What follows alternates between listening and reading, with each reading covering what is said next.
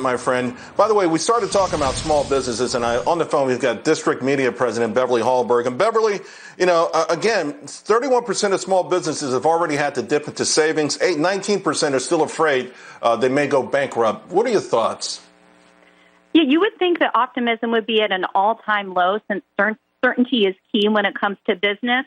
Yet I am just amazed at the American spirit and all the business owners out there who have hope and who are fairly optimistic that within the next year they can get their business back. And part of that is because they're adapting. They're changing the services they provide. They're changing how they provide them.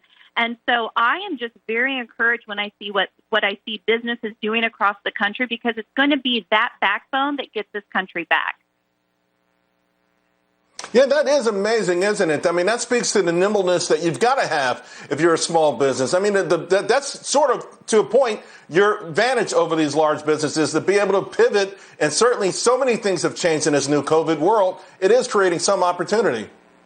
I think the fact that we were thrown this massive curveball that we would have never expected really opened up this idea of innovation. And part of that is even how people work. Even the CEO of Facebook, Mark Zuckerberg, came out and said that within a decade, he expects half his workforce to work from home. So I'm also wondering what this means about where people live.